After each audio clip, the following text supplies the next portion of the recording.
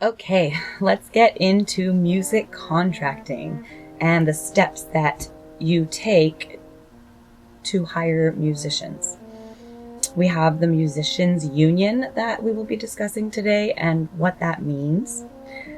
I will also explain what the American Federation of Musicians are, also known as the AFM. What does it cost to become a union member? What do you get out of being a union member? I'm going to just give you a little sample of what collective bargaining agreements are. Different music contracting questions that a business typically gets, or I have at least personally gotten in my business.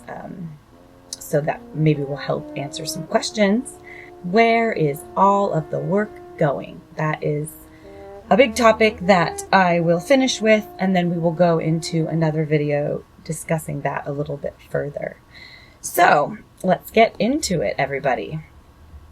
The steps that you take to become or to be a music contractor, basically, a music contractor is responsible for quite a bit. They have to contact the musicians, confirm with them, organize the musicians through either an email, a phone call, or a text message. Now there's a lot of software that's gladly coming out, thankfully, that's trying to help eliminate some of the difficulties of that, right? So we're trying to help in that regard. A contractor ensures that they have all of the information that is needed for the job, right? So the times that the job starts, the rehearsals and performances, of course we're talking, location where musicians need to go, wardrobe, what they are supposed to wear for the particular event or concert, and also parking information, as well as pay, what the musician will be compensated. A contractor also works with venues, both rehearsals and performances, navigates the legal issues. So if it's a union job, they make sure that he or she knows that the contract they are working under, as there's so many different rules and regulations within union contracts that go into it. It's really complex. And if you're someone that likes complex, you should get into it because you can help find a lot of solutions for the future. Paying musicians, a contractor is responsible for that. So while the contractor is responsible for making sure that musicians get paid, sometimes he or she can just receive one lump sum that they're responsible for distributing the payment to, right? So each musician or contractor can also act as for the musician as a payroll service. He or she can also hire a payroll company. And also a contractor is definitely a line of communication to and between composers, conductors, artistic directors, facilities managers, musicians, legal departments, so on and so forth. What is a union and how does it work? A union is an organization of workers that is dedicated to protecting paid members' interests in all which way, right? And improving their wages, their hours, and their working conditions for all paid members. How does a union work, right? Unions are effective through what I mentioned is a collective bargaining process. Collective bargaining is the negation process, essentially, between both employers and employees. So these collective agreements typically include both wage scales, working hours, training, and safety. Now, what is the American Federation of Musicians, right? They are a 501c5 labor union that represent professional musicians in all of the United States and Canada. They began in 1896, which was quite a lot of years ago. And the AFM is actually the largest organization in the entire world to represent professional musicians. They negotiate things such as fair agreements, protect ownership of recorded music and records, secure benefits such as health care and pension, and lobby legislators. Musicians gathered back in the day in Indianapolis to organize the American Federation of Musicians. For any musician who receives pay for his or her musical services, Representing 3,000 members, AFFM was granted a charter by the American Federation of Labor, which is also known as the AFFL. We have about, give or take, 80,000 musicians that are in the AFFM, and then a pension fund later on in 1959 began for musicians. So then they would start having a retirement at the end of their retirement, right? Now let's get into what it costs to become a member of the union. New members basically pay their dues plus an initiation fee of $140. $65 of it goes to the AFFM, and international, where $75 goes to the AFFM local. After the first year, membership dues are structured on the following pay scale. Option number 1, membership dues basically are due on the 1st of January every year, and for regular members, they pay $210 per year for membership. Then there's life members that are usually 65 years or older, and they've been in the union for at least 35 years. They get a discount at $110, right, annually. And then there's an inactive life members that we charge $90 for, and that's for retired and for benefits, right? Retired musicians that still want to collect on their benefits. Then there is an option for youth members, which there's no initiation fee, which is great, and that's for people that are under 21 years of age. There's a second option, of course, that is a semi-annual membership. So one is due the 1st of January and the other one is due the 1st of July. And for life and inactive life members, the dues are only possible to be paid annually, on an annual basis. Now, you might wonder some of the perks or things that you are supposed to get when you're a union member. Now, one of them is health insurance. It says that at affordable group rates for all areas of coverage, medical, dental, vision, and chiropractic. Now, a little known thought about health insurance that I do know is there's options for any union member to receive health insurance, yes. But to receive the lesser amount for union members where they qualify for a better insurance, they need to make a minimum of $800 per month in union work. So you have a musician that works as a freelance player and they're in the union and they make maybe $500 a month in union work, but they make $1,500 in non-union work. And see, what's in the middle is us. So all we want to do is work. And as much as we want all of these benefits, a lot of these companies can't seem to pay the benefits, right? So that's a question for another video. Now, there is also pension that is available through the AFFM and Employers Pension Fund. And that is a pension that you're supposed to collect on once you retire. So the money goes into your pension fund.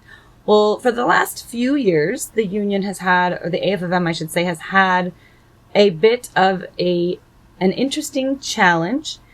And it is that the pension fund is currently in a declining and critical status. So essentially, a lot of members that are in retirement years have collected on their pension, right? But then musicians such as myself, people that are younger than me, they're just getting started, and then people that are more advanced than me in their profession have a pension that they're relying on collecting when they retire.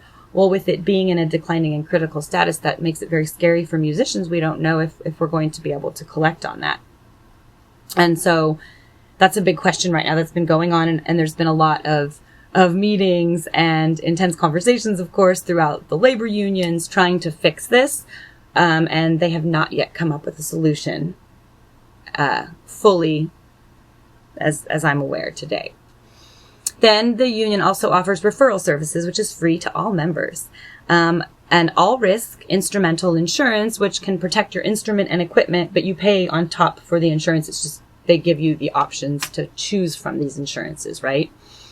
And then rehearsal rooms are available for a low fee of about $15 per session. Not very expensive at all. And they're very nice rooms. They have a new state-of-the-art room, as you can see in this photo. This is the new building that was just built in Burbank, California for the Local 47, I believe last year. And then there is emergency assistance for traveling musicians that give options if they're doing a union job. Established minimum wages and working conditions, which are many different contracts that are included within the union. Studio 47, the new state-of-the-art 32-track digital recording studio that is now at the new location in Burbank. Musicians Interguild Credit Union, so obviously providing financial services. Free classes and seminars, they offer them annually throughout the year. Youth memberships, as I mentioned, which are offered a discount fee for musicians under 21. And there's also a Pro Music 47 radio station that plays union music 24 hours, 7 a day, 7 days a week. There are union membership discounts. There's a few right now that are going on. There's a wage protection, essentially, and contract enforcement. So when an employer essentially fails to pay or defaults on an agreement, which has happened to me before, they protect you and they help to make sure that all the musicians get paid, of course, fairly and on time and whatnot. I kind of broke down some different categories for you because there's a directory within the Local 47 for members. And it's a really convenient resource, basically, that contains contact information for members listed by their name and their instrument. And again, this is not musicians that are extremely talented always, and but union members, because they don't have to audition or anything to become a member, right? You just pay the dues and the fees, and then you're able to receive these benefits. Now, this is basically local, national, and international agreements, right? And all of these cover certain things such as studio recording, concerts, stage shows, TV, so anything you see on TV with musicians, film, video games, jingles, so commercials, which are amazing, symphony, opera, and ballet. And so there's literally individual agreements and contracts for every one of these bullet points. And for each of these bullet points, you go a little bit deeper, and there's individual contracts that are then made and agreements through each individual organization, right, that wants to use that particular contract. So within the union, there is what I mentioned, collective bargaining agreements. And that's a special type of commercial agreement that is negotiated collectively between both management and employees. This regulates the terms and conditions of employees and their workplace, in their workplace, both their duties and the duties of the employer. And if you look to the right, there is an expanded list of collective bargaining agreements that currently exist. If you see right over here on the top right, you see LA Classic Rock Orchestra. That is, in fact, an agreement that I negotiated with the Local 47, and it was for an exciting rock and roll orchestra that I will be posting some exciting content up for that in one of my future videos. So that was a really exciting process, and it's a long process, and it's, again, very complex, and there's a lot of back and forth, and it's not ever something typically that happens in one day, right? It's a quite long process for it to happen. So now we go into music contracting questions. And there are so many different questions that could be asked. And of course, you can ask below questions if you would like. I would love, the feedback and to help you in any way that I can. But a lot of music contracting questions that are typically asked are essentially, what are the steps to hiring a contractor? And how do I decide what I want as a human being that just loves music and wants to hear something amazing that fills me up, whether it's an event, a funeral, a wedding, a class assembly, a graduation, of course, a corporate event, the many, many different events that we have. Churches, even. Churches have beautiful live music oftentimes. And you may not be a religious person, but you go and hear the live music and it's extremely soothing to your soul. And we're all, so there's so many different questions in that regard. And how do I decide what I want? The first and most important aspect, I believe, in a contractor's job duty is sitting down, actually, with the contractor first. It's usually very important, typically, because you want the artist to be fulfilled in every which way imaginable. So you really want to make sure that what the people are looking for can be customized for them, right? And it also really helps the contractor to get a better idea of what your vision is as a client. It's really important to find a personality that'll essentially really accommodate your requests as a client, right? So if you're a manager and you're looking for some musicians for a particular artist, that's really important to who you can trust and who's going to fit in with your artist. And of course, it's your job to really represent that artist. So it should be like the top priority, I would think, for management and whatnot. And especially if the person that is requiring a contractor is really new to the process, right? It just helps everything become more streamlined. Now, depending on what the project is, of course, the budget can be either negotiable or firm, right? If a composer is interested basically in going through the union, this benefits the musicians, right? Because then if they don't have a 9-to-5 job with benefits, this is their 9-to-5. So composers that write for film and television want to have musicians for their orchestras. And it essentially becomes a 9-to-5 job with the structure that musicians typically have, or can become. And basically it also helps the composer to build a relationship with them.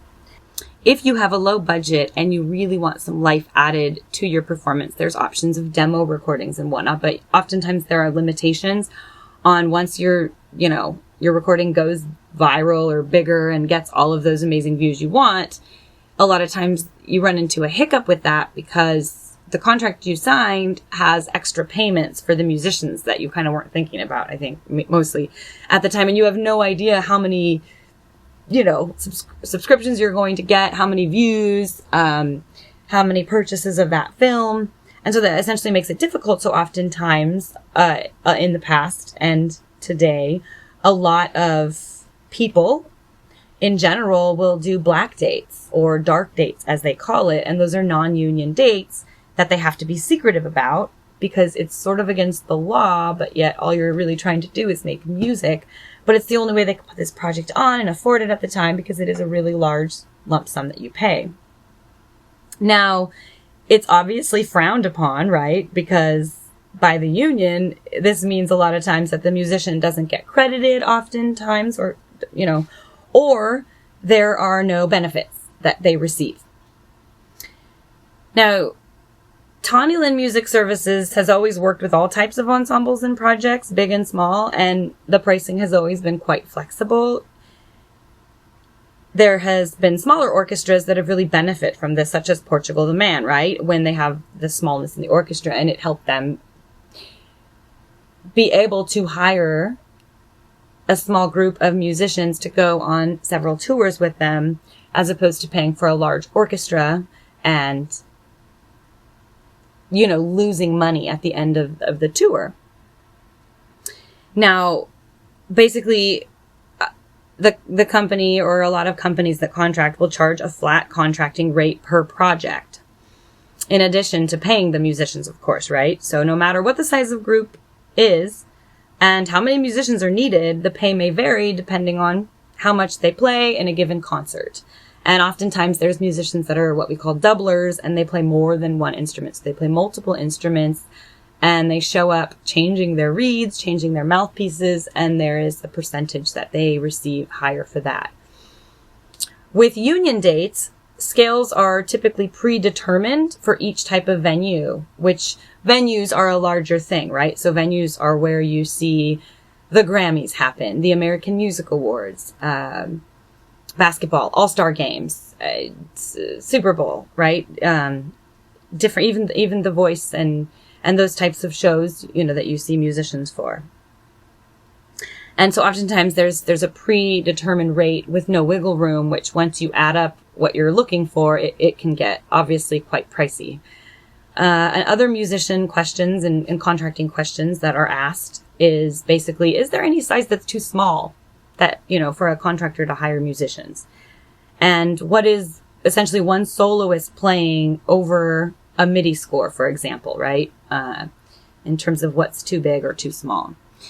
Essentially, there is no group that's too small for a contractor. However, a lot of times people think, why do I need a contractor for one person? I know Mary who knows Joe, and I know that they play violin, and I bet they're really great. And so you take your chances. And sometimes your quality is okay, and sometimes it's amazingly excellent.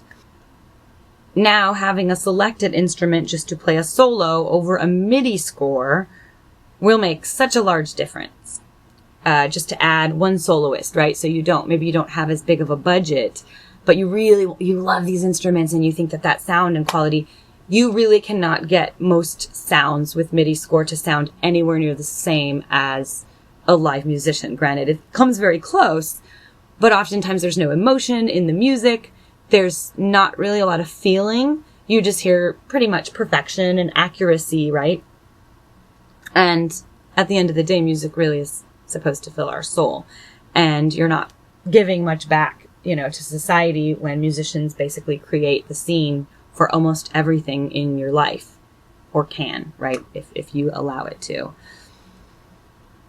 If you as a composer yourself want a specific style and they aren't exactly sure if it's Joe or Jane or who to play that particular style or what they play, a contractor will be able to track down the right person for you to make sure that you're getting what you're paying for and what you're wanting. Small groups can also make just as big of an impact as a whole orchestra. Of course, not taking away from whole orchestras, because if you have not gone to see a live orchestra, you need to experience it in your lifetime. And it can change your life for the better. And I think it could depend on what you listen to as well. If you go listen to an opera for the first time, you might be a little taken back because it's a lot, right? And it's a very intense and complex musical scene. And a lot of times it's in a different language, and sometimes they sing things over and over again. But if you really look inside the beauty of it, you might want to start with smaller orchestral concerts where Beethoven or Mozart or some very familiar, lighthearted concerts in music that maybe would impact you that way. But with smaller budgets, of course, you can make as big of an impact with a smaller orchestra, just such as Portugal the Man. Even Josh Groban had an 8-piece orchestra on his tour in 2011, and that's something he could have benefited from very much in his future had he not wanted, to change the next show that he did to something different, of course. It depends on, the creativity that goes into it and how well a composer writes or a filmmaker writes. So it's a lot of times depends on creativity. Beyond simply just contracting musicians, contractors also assume responsibility for many things, such as an ensemble in every possible way. A late musician reflects poorly on a contractor, therefore the entire experience, right? They must deal with cancellations and last-minute dramas and all of the fun things that go into that. Tawnee Lynn Music Services has also provided many times craft services and catering to events. And it's not just pizza. It's essentially a healthy meal that offers even dietary friendly options, all within a decent budget, right? So there's a lot of care and thought that goes into each job, wherever possible, of course. We go above and beyond. And the fee essentially, as you can see, goes a lot further than just paying for a Rolodex watch, is sometimes what it feels like. Okay, now, what are some of the pitfalls we get into, right? You have learned essentially on the job that people should be aware of, things that are important to be aware of.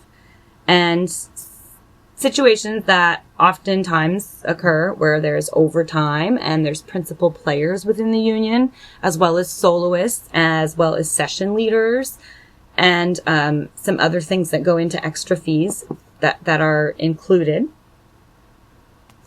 I'm going to give you a little example of a show that I personally, my business, contracted with an artist, a Persian artist named Shakar.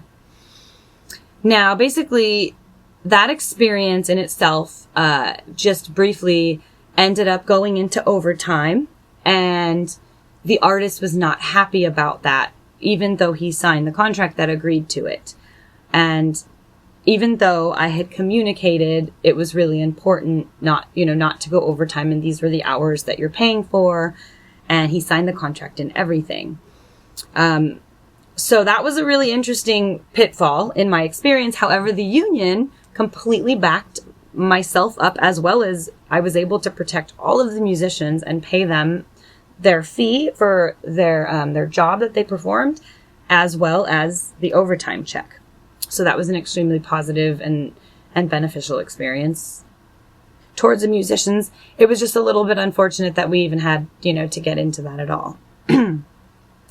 Now, essentially, composers, when you're not writing idiomatically for instruments, so you don't essentially write something that a violin would have a hard time playing for a French horn player, right? You really need to understand different instruments and what their capabilities and abilities and starlighting performances are.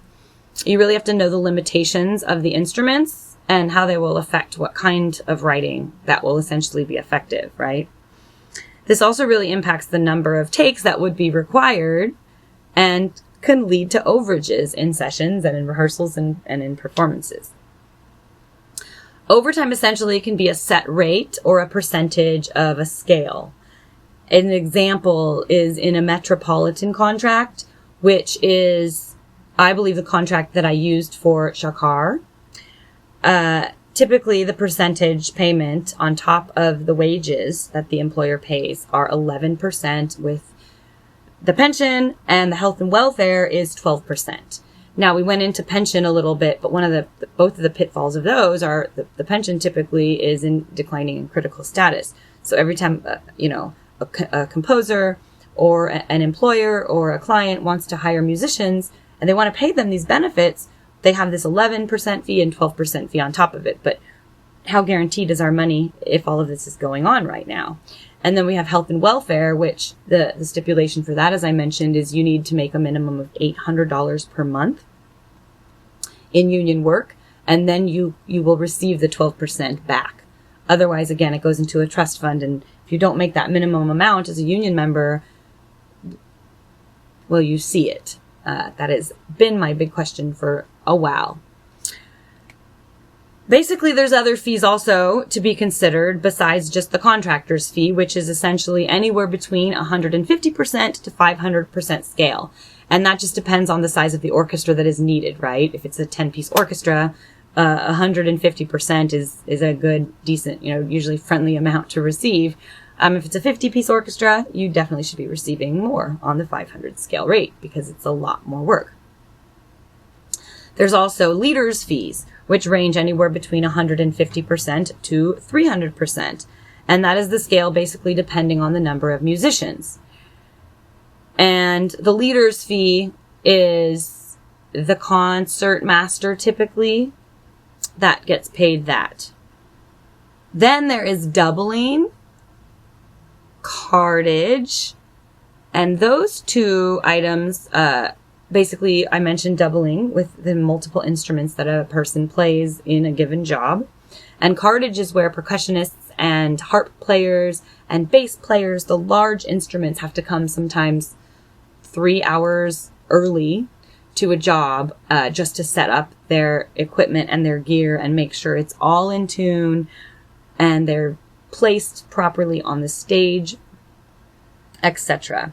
And then, of course, if a musician is traveling and they're on tour, and then when you have a contractor, you also have that fee, right?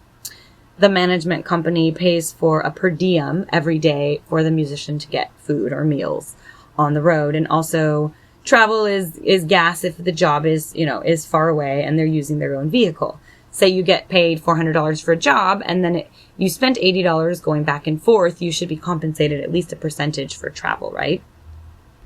And oftentimes in orchestras, you have a concert master. And in wind ensembles and bands, obviously that doesn't exist because there's usually no string players involved in that. But the concertmaster will get paid. The principal player that stands up in the middle of the orchestra, walks out, has an applause, bows, and then turns around, points to the oboe player, and the oboe player tunes for different families, or I should say different sections within the orchestra. Anywhere from 2 to 3 of those tuning notes. So they get paid extra to be the concertmaster, and then they play a lot of the violin solos, obviously.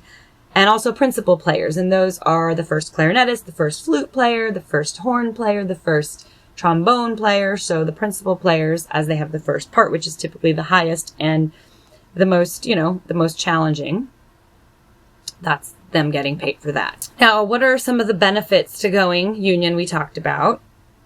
And how does one make the argument for it?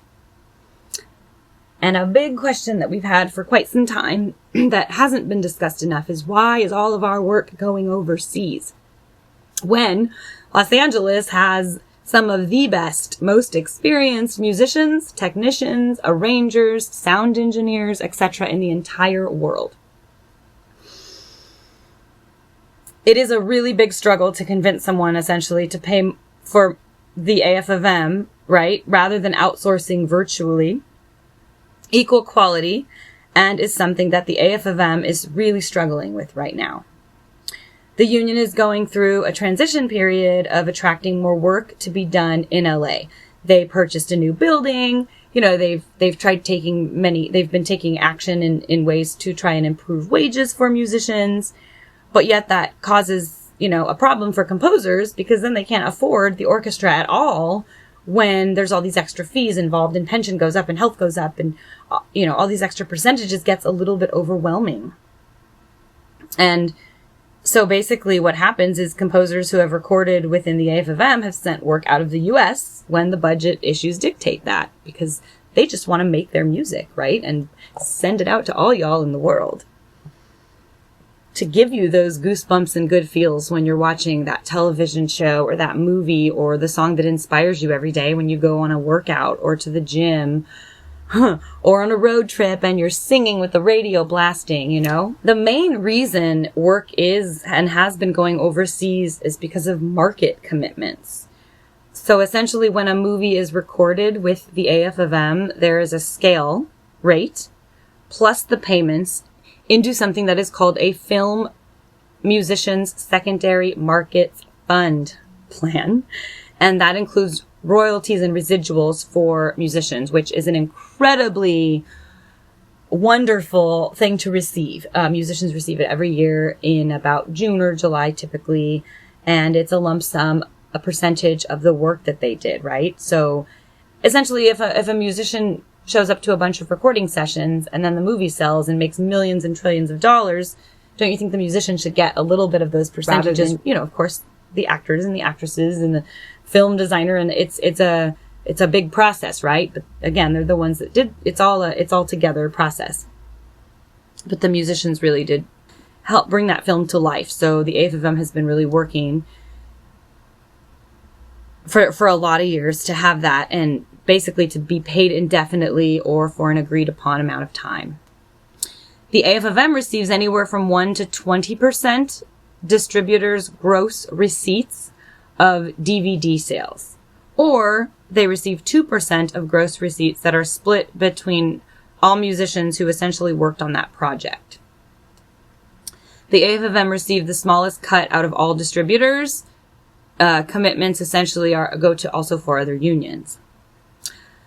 Another option is a buyout, where a client can choose from, which the distributor pays the rights to the music in one lump sum. So you may pay more up front, but then you don't have to think of what that residual cost will be towards the musicians when the movie sells and how well it sells, or film or album, or all of the different options that there are. When recordings are done overseas, essentially in London, Eastern Europe, and Australia, there are typically no residuals for their own contracts. Therefore, generally, it costs much less for them. We kind of go hand in hand, right? Okay. Now that we've covered a lot, and what the union is working to do, should be doing for their musicians, right? And can do. I am going to end it here today, and the next video that I present to you will essentially be whether or not, do you have to be a union member to work in music? And what do we do to help bridge that gap and connect the dots better to where there's not so many moving parts and complications and outsourcing? We need our music and our livelihood and live music here. So until next time, thank you so much for listening to this long-winded, intense conversation. If you made it through the end, thumbs up to you. Any questions or comments, of course, add below. I hope this provided you some insight, some education, some knowledge, some appreciation. If you could please subscribe to my channel, like my channel, and share this with anyone you feel would benefit from hearing it, I do greatly appreciate it.